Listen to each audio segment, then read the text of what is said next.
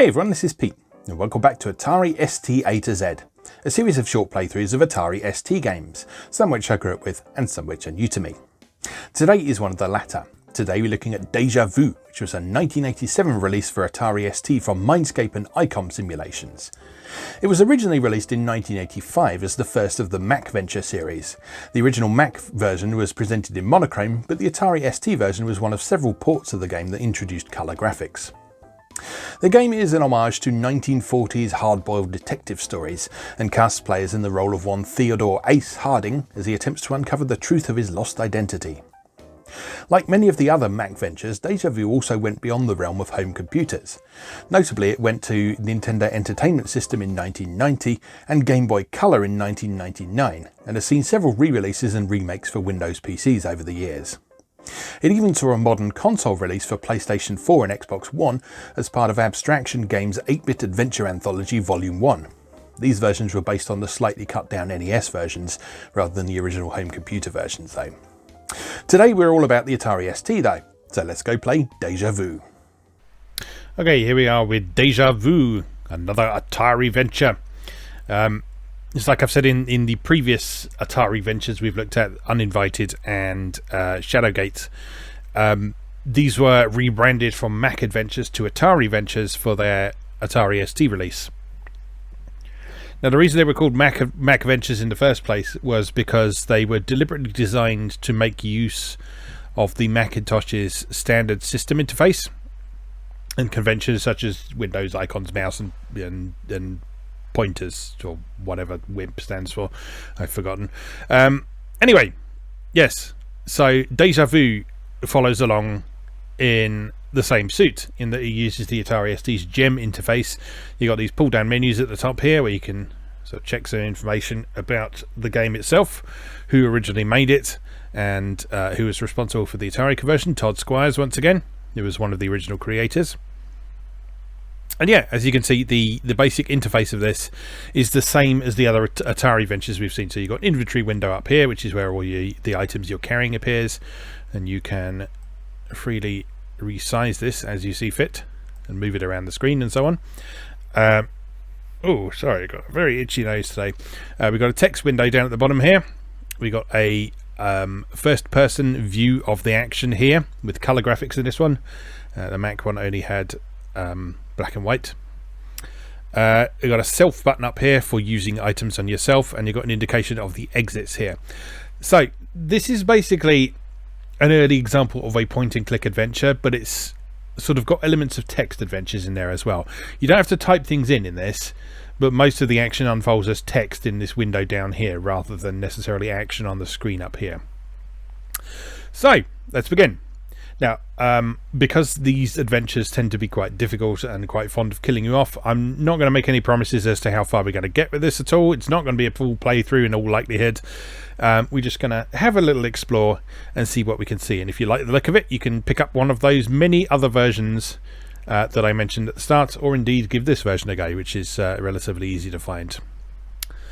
Okay, good afternoon. Welcome to A Nightmare Come True.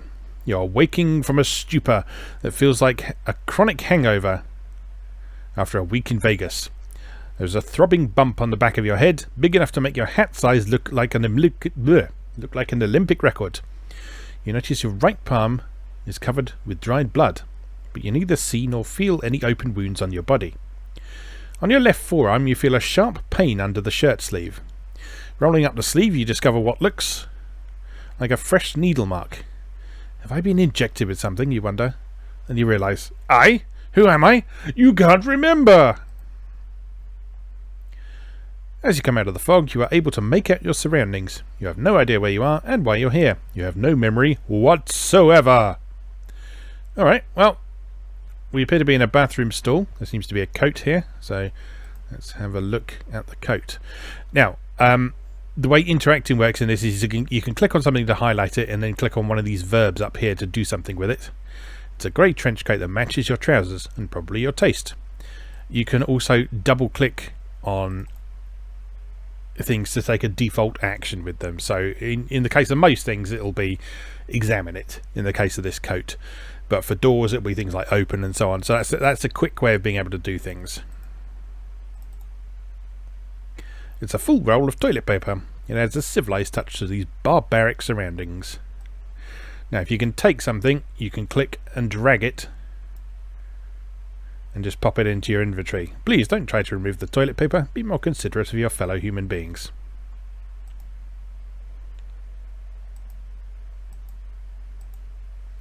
Okay, it doesn't seem to be much going on here. Let's take the coat.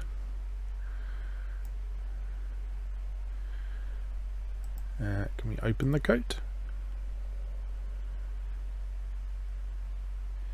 Yeah, here we are. So this is one thing that was sort of noteworthy about the MacVentures, is that it could objects could be inside other objects. So you could open up an object to find what was in it.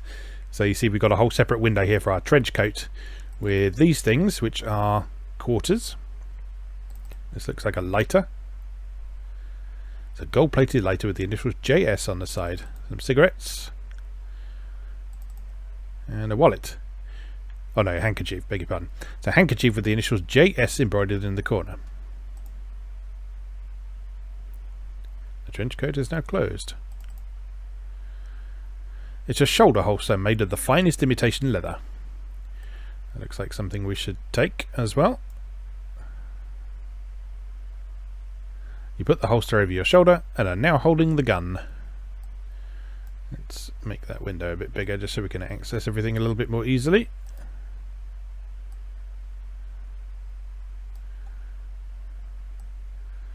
Now pop the gun down there.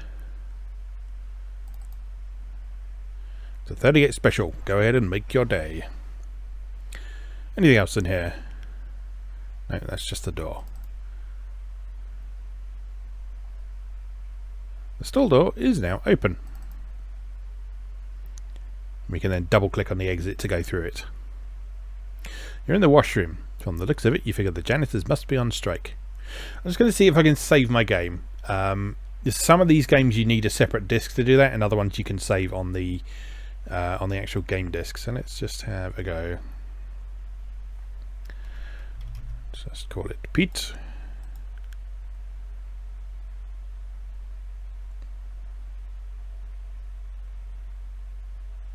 There we go. That's saved. Okay, so we can save our progress as we go through.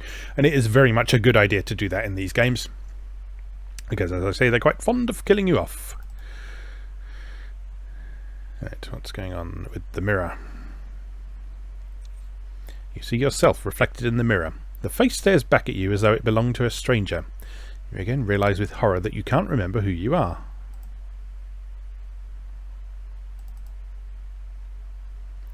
It appears to be a somewhat less than sanitary sink. Anything in the sink? Nothing in the sink.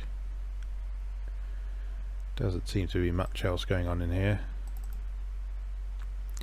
It looks like a beautiful 1940s Art Deco hanging ceiling light. It also could have been used by the Tin Man in The Wizard of Oz. Okay, I don't see much else worth looking at in here, so let's head out the door. The door is now open. No digitized sound in this, that's a bit of a shame. Some of the other AtariVentures / MacVentures had digitized sounds. But this one doesn't seem to have any. Yeah, there's no option for sound on off or anything like that. So you're in a hallway. It's a puddle of water that appears to be coming from the women's washroom. Let's hope it isn't someone with major trouble.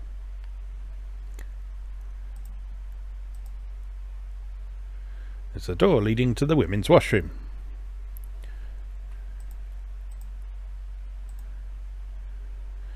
It looks like a door that has the words barroom emblazoned on it. I'm just going to save just before we go and investigate the women's washroom, because that seems like the sort of situation that might get us killed.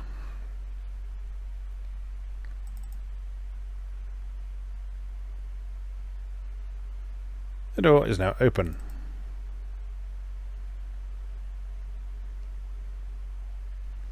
You're in the women's washroom. It's a large wicker wastebasket. Anything interesting in there? The wastebasket is now open.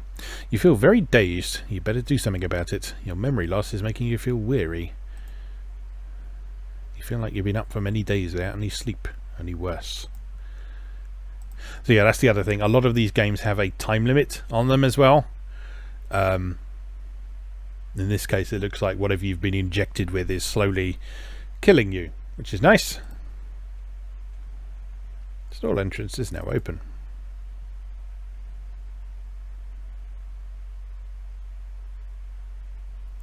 You see the empty women's stall. Disappointed. You see a crack in the well of the toilet and water pouring out of it. The source of the puddle in the hall. Thank God.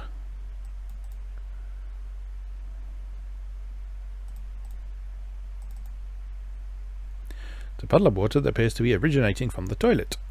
What is this? It's a gaudy, expensive pearl earring. If I were you, I wouldn't wear it in this part of town. I will, however, take it. Zip is a dip.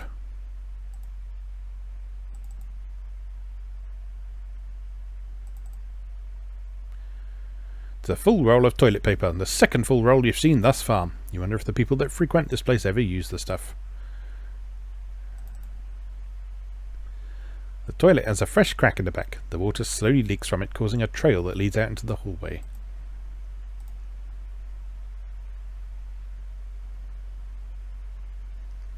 The toilet is now open, and there's nothing in it. Thank goodness. Alright. I don't see anything else obvious there, so let's head back out.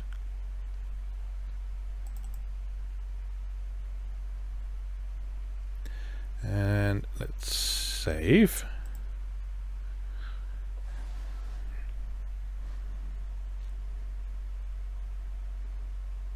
And we'll take a look in the bar.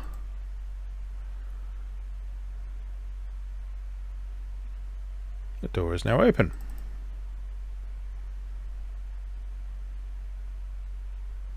You're in a dark, empty bar. It is nighttime outside and obviously after hours. Either that or you've scared everyone away. Okay. Looks like a shot of rye mixed with something.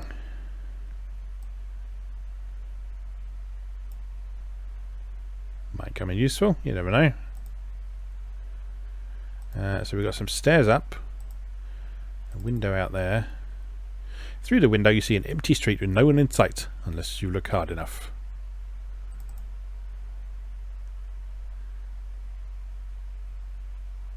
That looks like someone over there, but... Okay, maybe we don't step outside just yet. So the toilets are behind us at the moment. This looks like the wine cellar.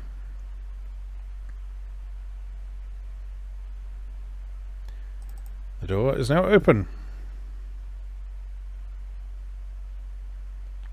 You're in the wine cellar. The place looks like it could use a good sweeping. Would you care to volunteer? I think not. It's just a standard light bulb. It's a rack full of dusty wine bottles. It's a barrel full of wine. Even more fun than a barrel of monkeys. It's a spigot.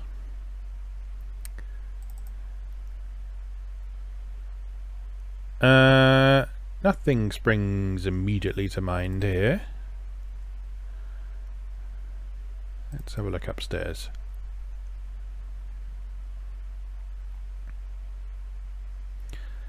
You're in the upstairs hall leading to a door. On the walls are some posters of fighters. It's a poster of Puff McMuffin. No boxer ever took a dive so gracefully as he. It's a poster of Doghouse Riley, a boxer who never did get very tall, but always tried to be. It looks like a poster of you, but then you can't remember who you are. The name underneath says Ace. It doesn't ring a bell. So I guess we're starting to get our memories back, and we do that by sort of looking at various objects. Okay, that's something. The door is now open.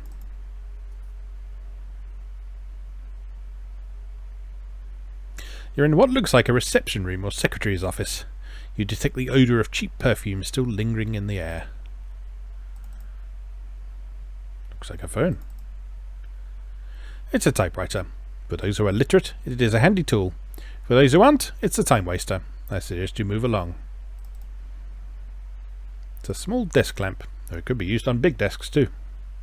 I love the writing in these, it's great. That's one thing you miss out on slightly with the NES versions, because they were a bit more constrained on space.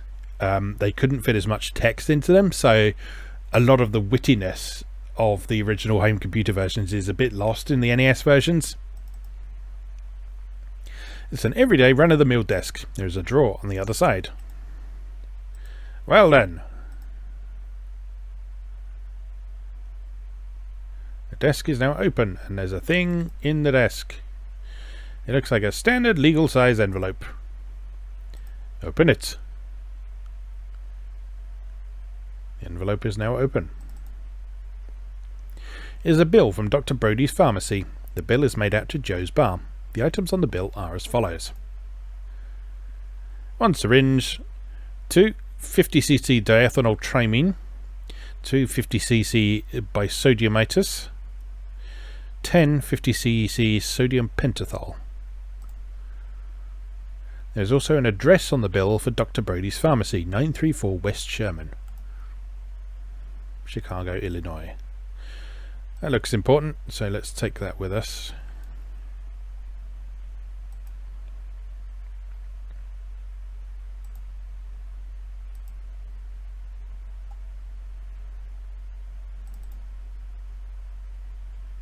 The door won't open. It is locked. Well then. Through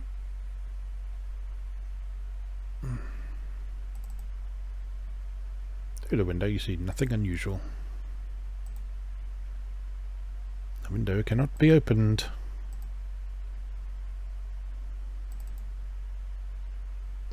No.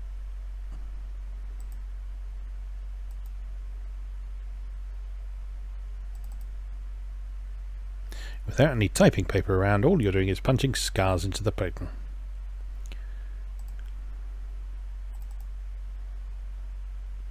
Which number do you wish to dial? I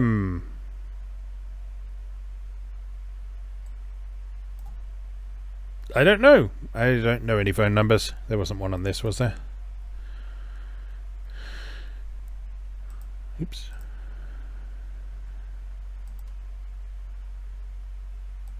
No, just an address.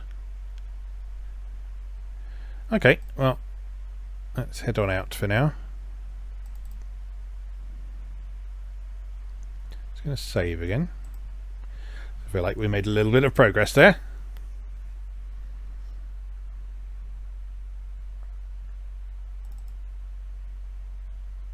The front door won't open. It is locked. Of course. Window? The window cannot be opened.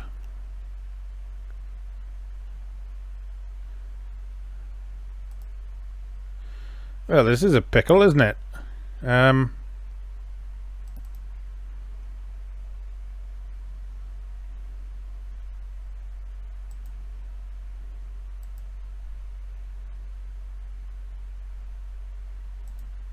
What happens if I drink this? In the condition you're in, you shouldn't drink. Your memory is almost totally shut. You feel heavily sedated. Whatever caused your memory loss is making you feel progressively worse. You feel if you don't do something soon, there isn't much time left. Good. Alright, what happens if we use this on this? The shot glass does not have any effect on the spigot.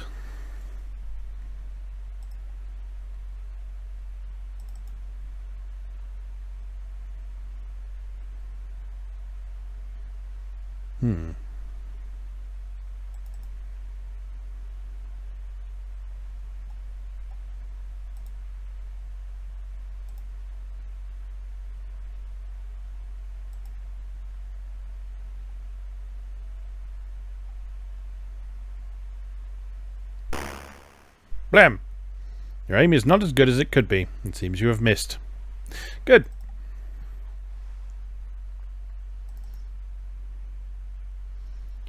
Can we blast open this door with the gun?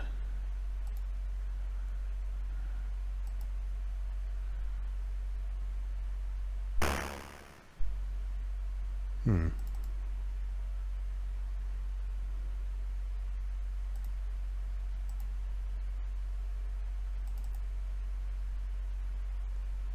lamp does not work. There is no bulb in it. Well, this doesn't feel like it makes a lot of sense, but this is also an early adventure game, so things that don't necessarily make sense are things that are worth trying. So let's take this light bulb if we can. The light bulb cannot be moved.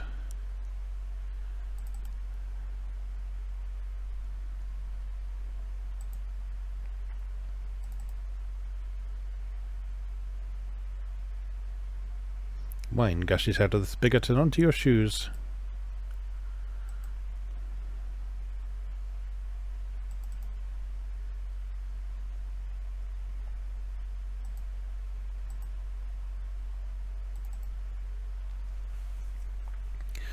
You have turned off the spigot.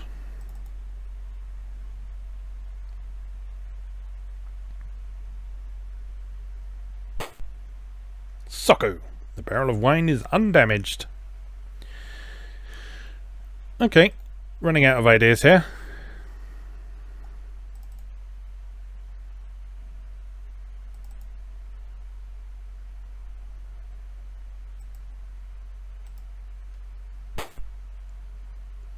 It's too solid to break down.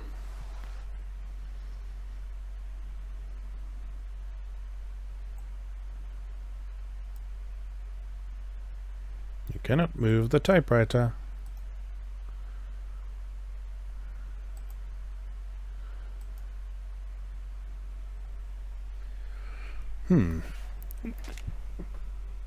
Just adjusting my chair, excuse me. Let me just check what was in my jacket again.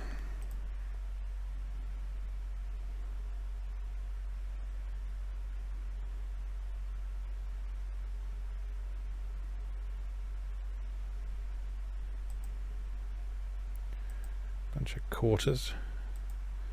Can't use that to pick the lock or anything stupid, can we? No.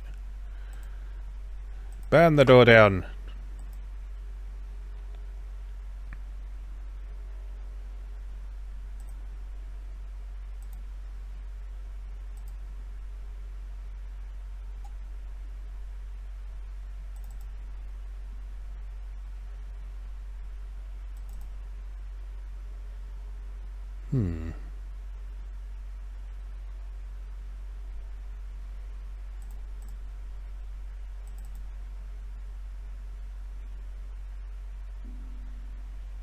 So I guess we're going to have to find a key from somewhere to get us out of this place. But I also suspect there's some clues that we've missed somewhere along the way.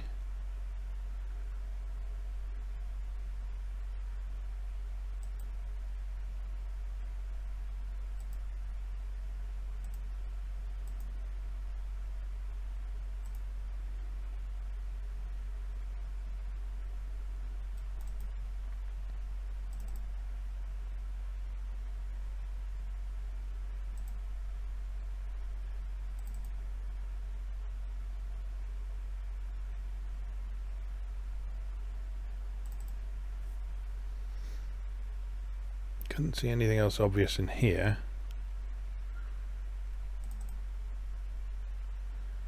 Looks like a beautiful 1930s Art Deco hanging ceiling light.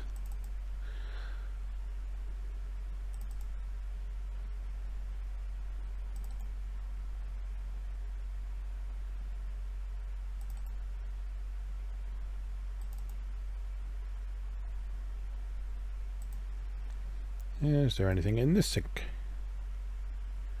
There is not.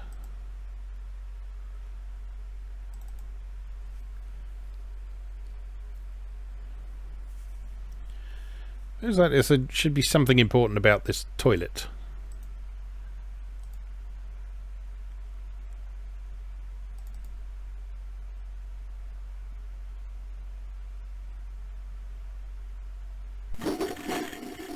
Oh, we do have sounds.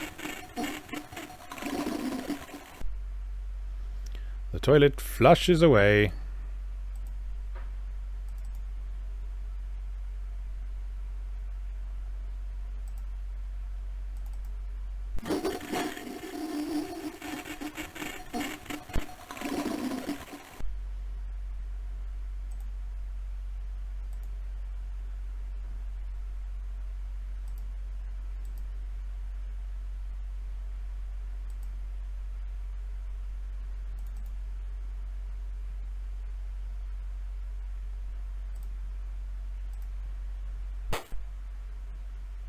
Hitting the toilet accomplishes nothing.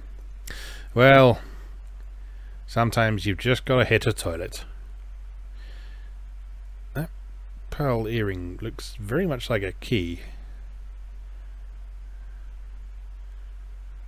Well, let's go see if it works as a key on anything. I doubt it will, because I suspect it actually is just a pearl earring, but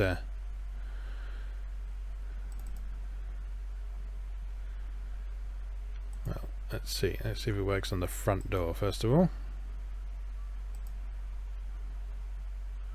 The pearl earring doesn't do anything to the front door.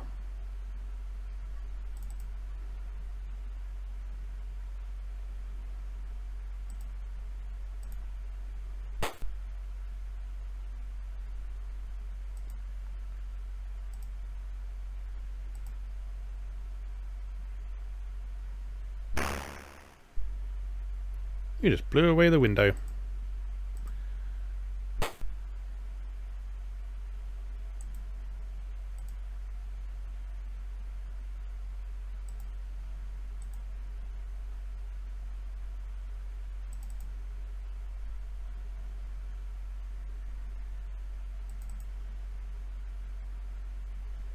Well, just smash the window and go out the window.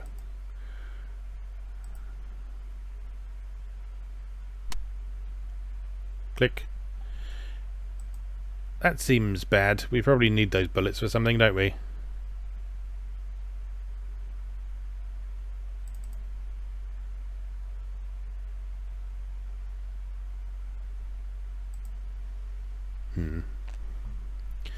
Might reload.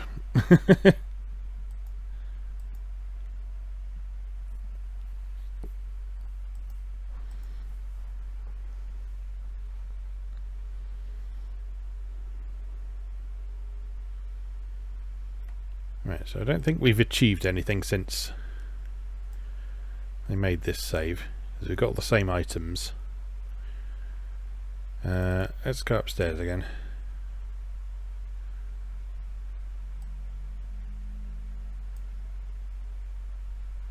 Cannot move the poster.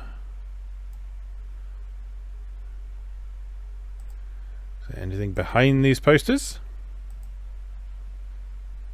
Nope.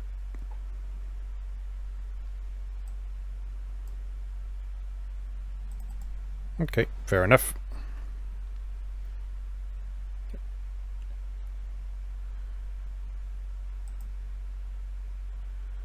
Your memory is almost totally shot. You feel heavily sedated. Yes, we know. Alright, try this on here.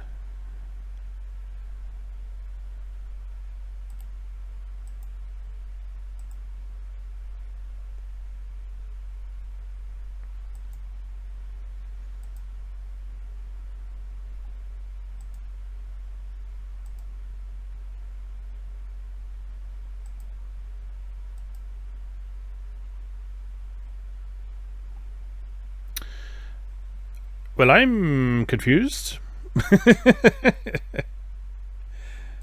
Oh, is there something? Oh, there's more stuff. Looks like a pair of sunglasses. The lenses are very dark, obviously for those who are very cool. There's a wallet. That looks useful. See, it always pays to look back at things you've found before. Aha! A key! Give me the key. It's a key with the word office inscribed on it. Perfect! Exactly what we need. And this is... it's a card with several tiny holes punched into it. Printed on it are the words private access card, penthouse suite, Seagull, apartment 1A. Let's have that handy as well. And this, some money? It's a $20 bill.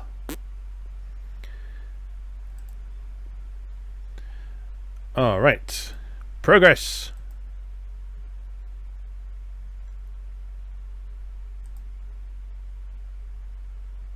Operate key.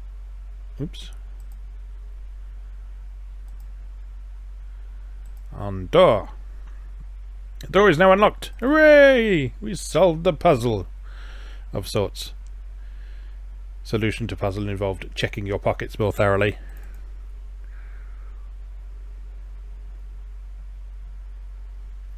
Oh my goodness! You're in an office. There's a dead body slumped over the desk. His left hand still grips the phone receiver. In the background there is a wall safe, a window, and a telephone. Well then. Well then. It's a man who appears to be lacking something, namely life. There are 3 bullet holes in him. He suggests a memory. The face rings a sour bell.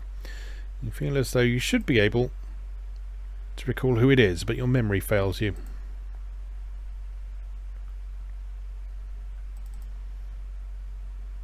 It's a phone receiver. The dead man grips the receiver tightly. Although the phone is plugged in, you hear no dial tone. It's an old-fashioned telephone, perhaps a decoration only. It's a wall safe with a combination lock, which I bet we don't know. Yep, of course we don't. Alright. Search the body. He's got a key. It's an unmarked key. Well, I will have it.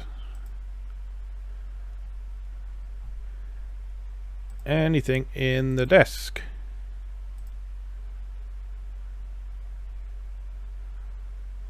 Yep, another key. Appears to be a blank piece of paper. Pencil? It's a common number 2 pencil. Those who had schooling usually become ill at the sight of one. I don't know, I like writing in pencil. Makes a nice sound. And this key, it's a key marked front.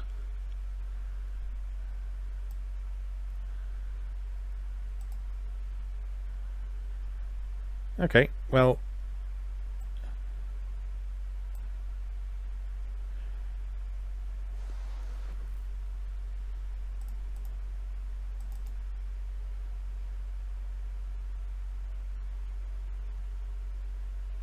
interesting. What's out the window? I'm going to save first. Just in case.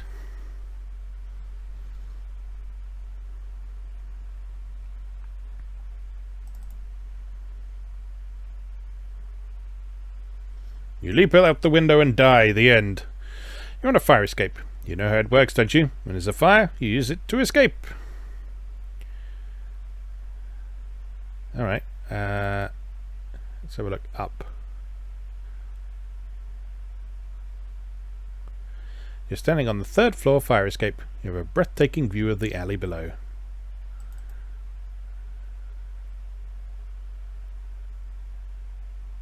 The window is now open. Intriguing! You're in a weird room.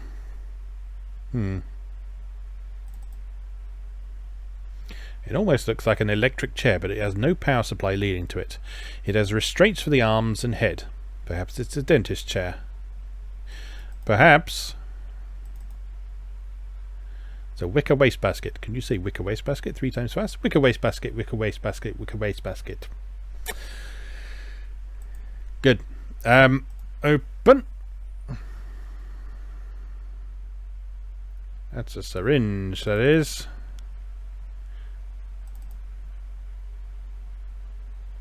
No, I don't want to examine the bin. The syringe is currently empty.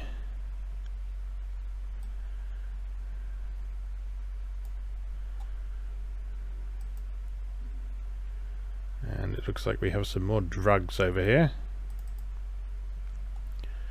The vial labeled sodium pentothal. The vial is empty.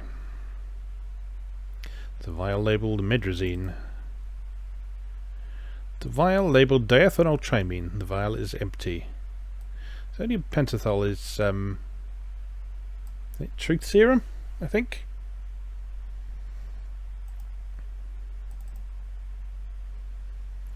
You hear mechanical noises. The doors open, revealing the elevator. Okay.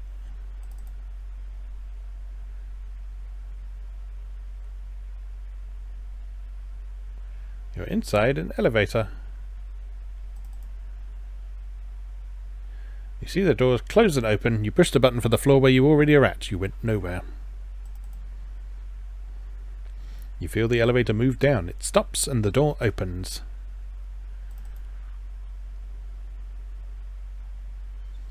As you leave the elevator to enter the room, the walls slide shut behind you, sealing off the elevator. Obviously, this elevator is used as a secret means to get in and out of this office. You're in an office. There is a dead body slumped over the desk. His left hand still grips the phone receiver. In the background, there is a wall safe, a window, and a telephone. Okay.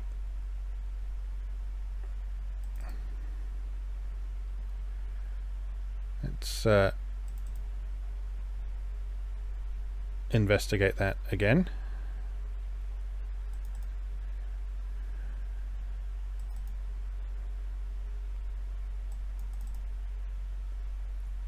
So I guess the second one down should take us to the bar, and then the bottom one should take us to the wine cellar.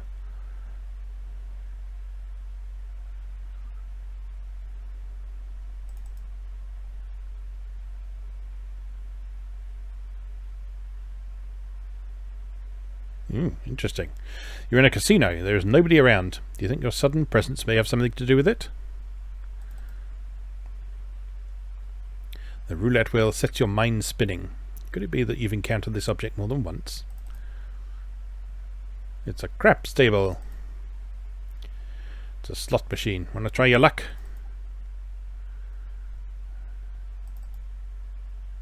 It's a large wheel of fortune. Nice lamp, eh? It's a picture of Lucky Luciano. It's a picture of dear Uncle Al, as in Capone.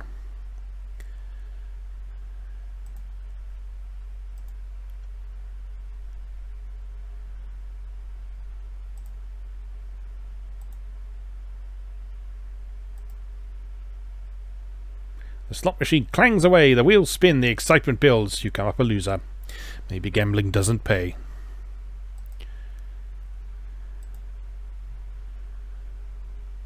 Okay, fair enough. I don't see anything that looks immediately relevant in here.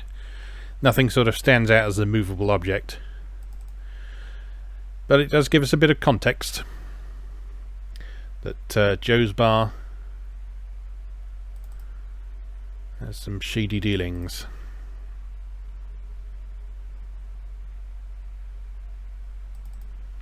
And down to the basement. Whoosh! The floor beneath you gives way and you fall through a dark shaft, falling till splash! You're in the sewer. Be careful where you step.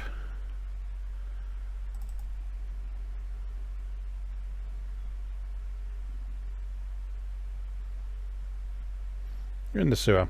Don't get excited. It was meant literally, not figuratively.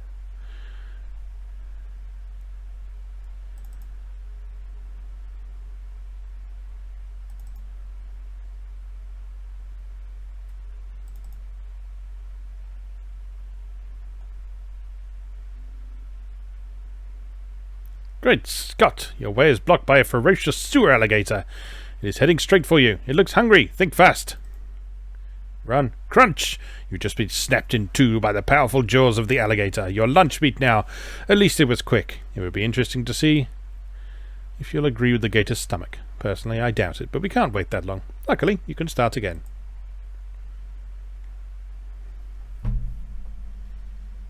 You have died. May you rest in peace.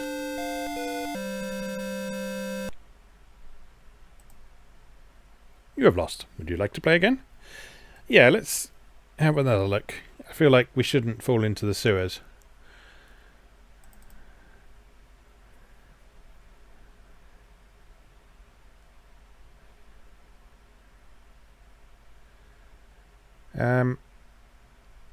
Okay, so I think at this point we haven't been up to the fire escape, have we?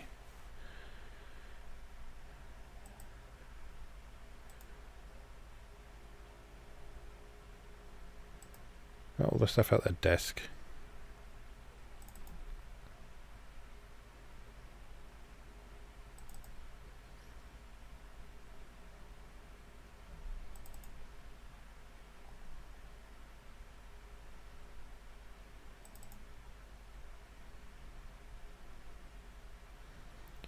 I'll take all the drugs this time, just in case we need some sort of weird concoction of them. Because presumably we need to concoct like an antidote for whatever got injected into us.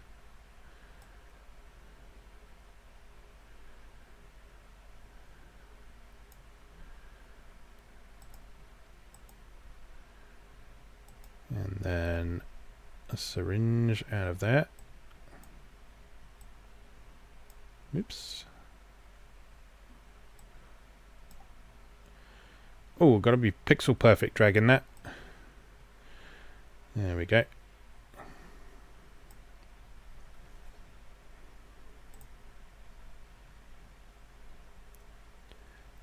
Okay. Alright. Let's go back down this way. And what do we... I'm going to save first, just in case the fire escape collapses and we fall into the alley and die. You see, I know how these games work.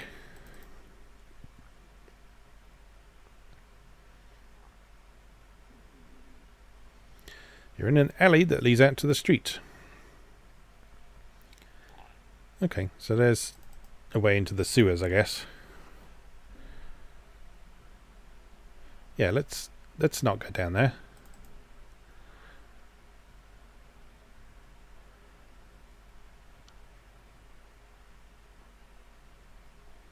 You're in the street.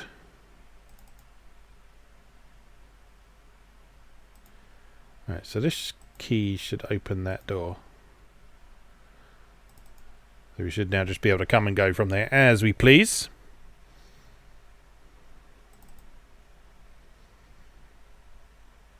Yep, perfect.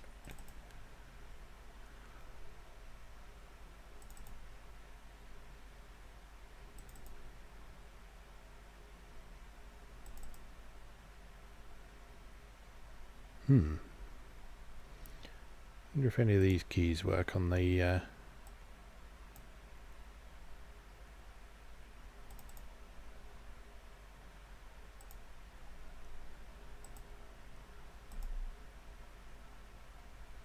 Yes, it does.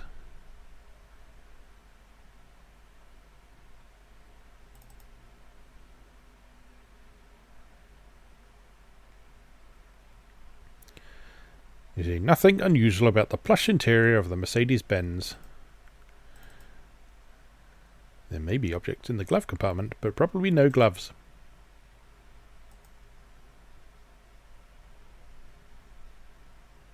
Ooh, stuff. Lots of stuff. What have we here? It's a car registration made out to Joey Siegel of 1212 West End Street. Okay.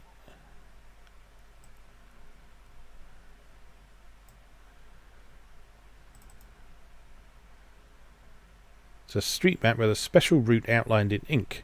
On the back of the map there is writing. It reads, Ace, follow this route exactly. That way you'll know if you're being followed. Don't break any speed limits. You don't want the cops to stumble into the trunk and find Mrs. Sternwood.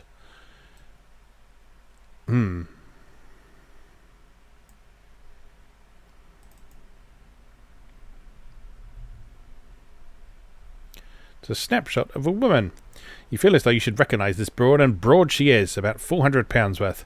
They must have moved the camera back about the length of a football field just to fit her into the frame, but your memory fails to tell you who she is. Probably Mrs. Sternwood.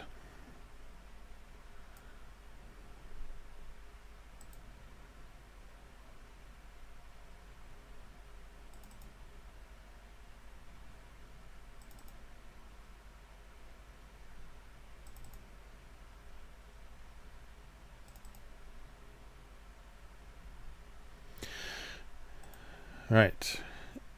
Does the car work? Or is it going to explode? It's probably going to explode, isn't it? Yep. Called it. You just fell for the oldest trick in the book. At least the oldest since they've been making car bombs. You've been blown into little bite-sized bits. Start again.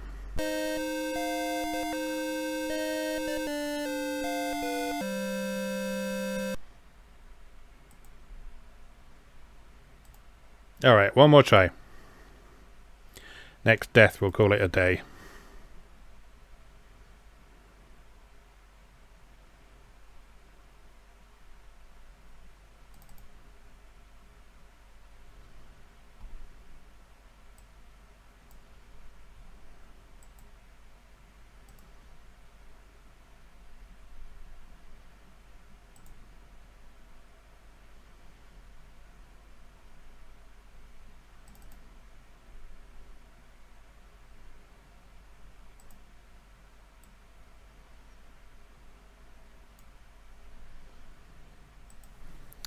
Right, so we use the key on the car, and we use that key on the bar.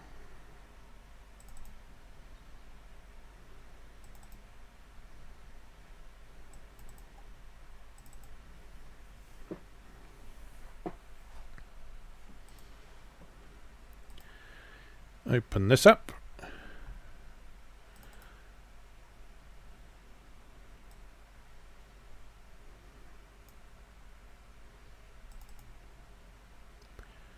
Read the stuff.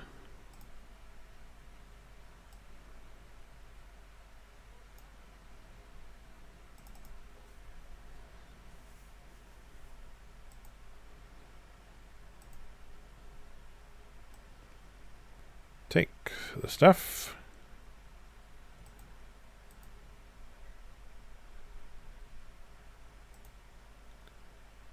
Let's tidy all this shit up a bit. Right. Put you there.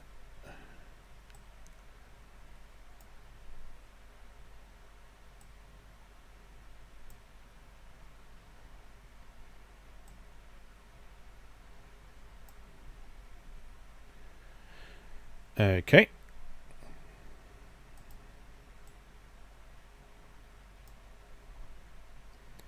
Time to save again.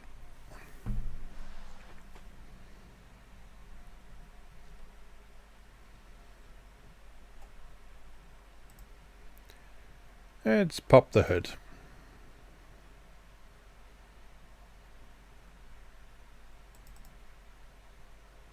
Kaboom.